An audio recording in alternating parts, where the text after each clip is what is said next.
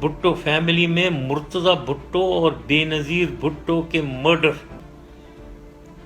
का रिस्पॉन्सिबल जिम्मेदार एक आदमी है, आसिफ जरदारी।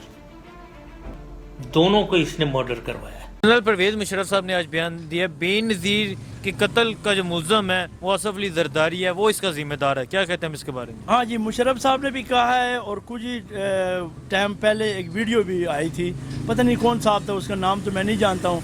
उसने कहा जी मुझे किसी भी अदालत में किसी भी कटेरे में खड़ा करें, मैं साबित करूँगा कि मोहतरमा का जो कातिल है वो जरदारी है।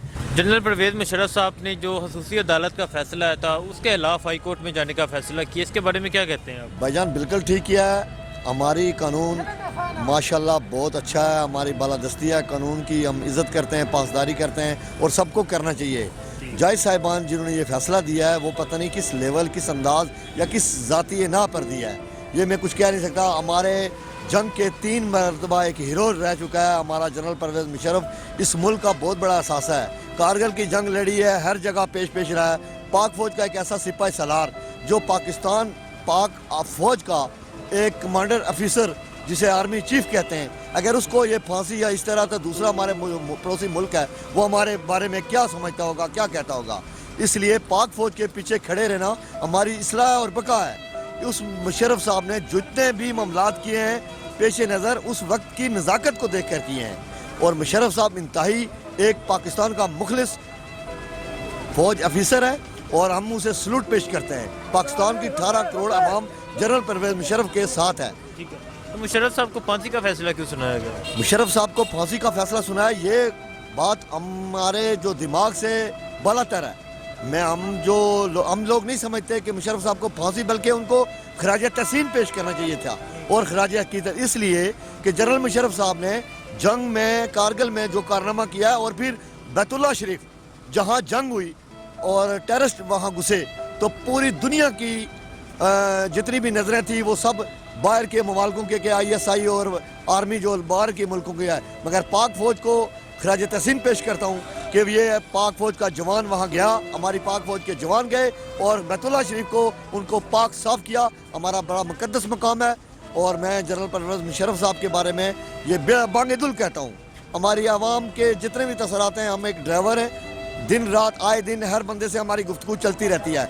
हर बंदे के ज़ुबान पर यही बात है कि पाक फ़ौज जिंदाबाद, पाकिस्तान पाइंदाबाद, मुशर्रफ जिंदाबाद। अदालत की तरफ से जो ये कहा गया था उनकी लाश को घसीट के लेके जाएं डी चौक, वहाँ 3 दिन लटकाएं, इतने सख्त फैसले किए गए थे, क्यों? अगर जज साहब ये फैसले हमारे जो सियासतदान लीडर हैं जो मुल्क के पैसे खाकर हमें धकेल दिया है गुर्बत की आग में, अगर उनको ये कहते तो मैं उन जजों को सलाम पेश करता, मगर उन्होंने वो फैसला किया है जो हमारे दिमाग से बात बालातर है कि वो किस लेवल से ज़ातियात के ऊपर उतर आए हैं, इसलिए ये मेरा ख्याल फैसला किया है। मगर जज साहिबान को भी ये सोचना चाहिए कि हमारे जो चीफ पाक फ़ौज का एक जनरल है, कमांडर ऑफिसर रहा है, उसने जंगें लड़ी हैं, उसके बारे में ऐसे मार्क्स देना बिल इंतहाई गलत और बेईमानी बात है। तो ये तो अभी अल्लाह ही जानता है, मगर बाद में जो है ना कोई थोड़ी सी सच्चाई है। ठीक नहीं, इसके बाद पीपल्स पार्टी की हुकूमत आई थी, उन्होंने कातिल क्यों नहीं पकड़े?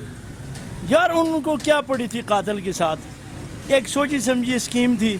हाँ जी, जरदारी साहब को जो है ना, अभी मैं आपको एक बात बताऊं, मेरी बीवी हो और मैं उसके पीछे पीछे चलूं तो मेरी इज़्ज़त तो गवारा नहीं करेगी।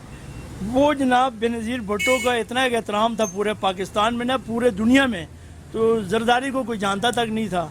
जरदारी को जो जानते थे वो मुजरिम के नाम पे जानते थे या कैदी या इसके नाम पे जानते थे, तो उसको ये बात पसंद नहीं थी। उसको अल्लाह ने जो है ना वो सदारत की सीट पे बिठाया, तो उसको क्या पड़ी थी कातिलों के साथ, उसका जो मिशन था वो तो पूरा हो गया। ये तो पूरा पाकिस्तान जानता है जी। नहीं तो मुशर्रफ साहब के इस बयान के बारे में क्या कहते हैं जो उन्होंने कहा कि जो मुल्ज़म है, जो जिम्मेदार है वो जरदारी है?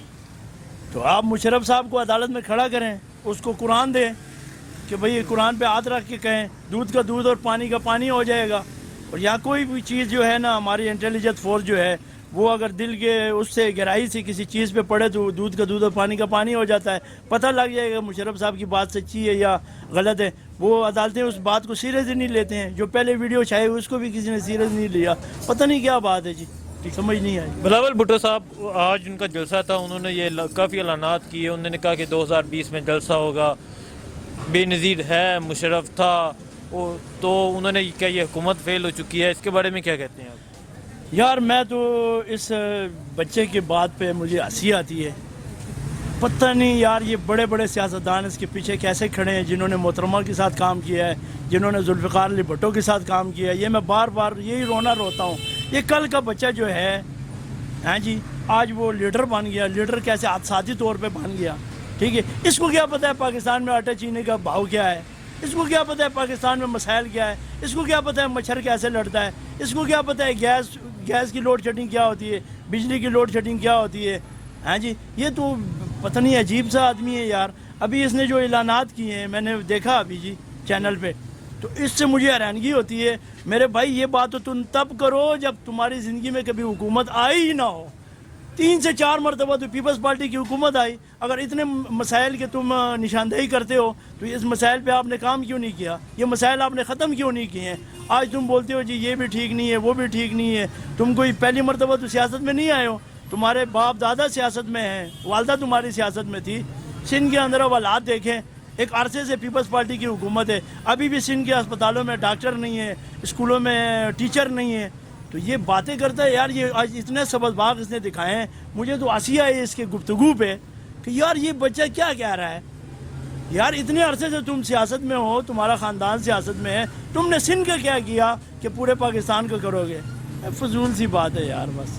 ٹھیک, بھارت میں حالات کافی کشیدہ ہیں. وہاں جو مسلمانوں کی رکنیت ختم کی گئی ہے اس سے کافی انتشار پیدا ہوا ہے, کرفیو نافذ ہے, خالصتان کی بھی تحریک چل اٹھی ہے. اس کے ان حالات کے بارے میں کیا کہتے ہیں آپ؟ بھائی میں نے پہلے بھی کہا تھا کہ مودی صاحب نے جو قدم اٹھایا تھا نا, وہ یہ تھا کہ آپ بیل مجھے مار. ہاں جی, ابھی جو ظلم ہوتا ہے نا, ظلم اس کی آخر ایک دن ہوتا ہے, انتہا بھی ہوتی ہے. ابھی اس کے ظلم کے انتہا ہو چکی ہے. ہر محب وطن جو انڈین ہے وہ سمجھ گیا کہ یہ ٹوپی ڈرامہ کرنے والا ہے جی, یہ ملک کے ساتھ کوئی اس کی کوئی محبت نہیں ہے. یہ ایک ویسے ہی وہ ہے کہ فلم کے اندر ایک ہوتا ہے نا ولن کا کردار کر رہا ہے. ہاں جی, گائے کا پیشاب پینے والا شخص ہے. اس کو کیا پتہ ہے انسان کیا ہوتا ہے, انسانیت کیا ہوتی ہے.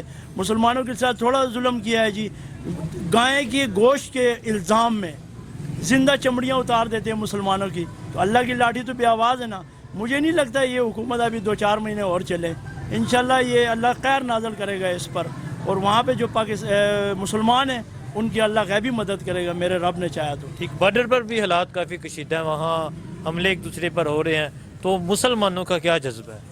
مسلمانوں کا کیا جذبہ ہے جی. مسلمان آج بھی اور کل بھی اور انشاءاللہ آنے والے دور میں بھی اپنے پاک فوج کے ساتھ کھڑی ہے. اور انشاءاللہ جب بھی ہماری ضرورت پڑی تو میرے اللہ نے چاہا نا تو دمادم مست قلندر ہوگا جی, اور اس انڈیا کے ٹوٹے ہوں گے, اور ان کو تاریخ میں لکھیں گے کہ ہم پہ جو برا دن آیا ہے نا یہ مودی کی وجہ سے آیا ہے. یہ تاریخ لکھی جائے گی, کیونکہ ان کے برے دن ابھی شروع ہو گئے. وہ جو گنتی شروع ہوتی ہے نا وہ انڈیا کی شروع ہو گئی. اور کس کی وجہ سے ہوئی ہے؟ انڈیا کے جو باشندے عوام ہیں وہ ٹھیک لوگ ہیں, وہ غلط لوگ نہیں ہیں. ان کو ابھی پتہ ہے کہ یہ غلط آدمی اچھے اور برے کی ان کو تمیز ہو گئی ہے, مگر وہ پاگل ہے وہ مودی, وہ اس چیز کو سمجھتا ہی نہیں ہے. اور اس کو پاکستان کی طاقت کا پتہ ہی نہیں ہے.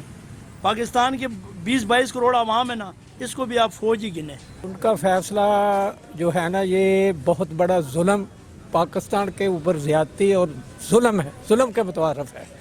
یہ جن ججوں نے فیصلہ کیا ہے وہ اس ملک کے دشمن ہیں.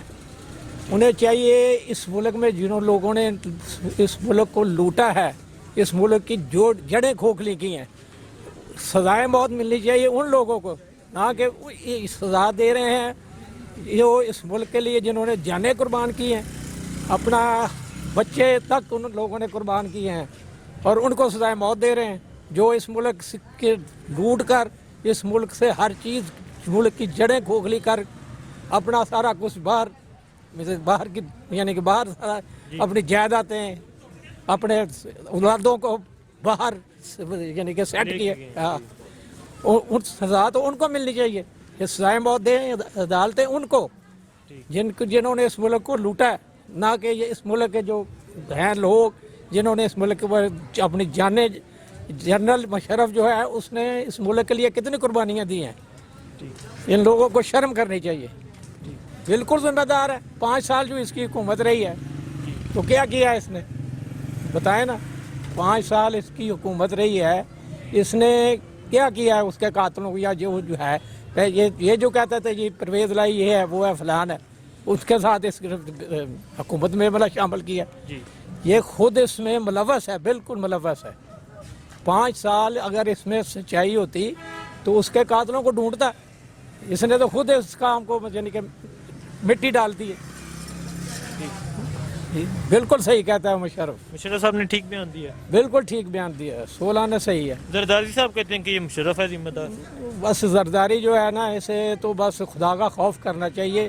पहले ये आज इस मुल्क का जो लूटा है ना, ये मनी लॉन्ड्रिंग है, सब कुछ है, पहले इसका हिसाब दे।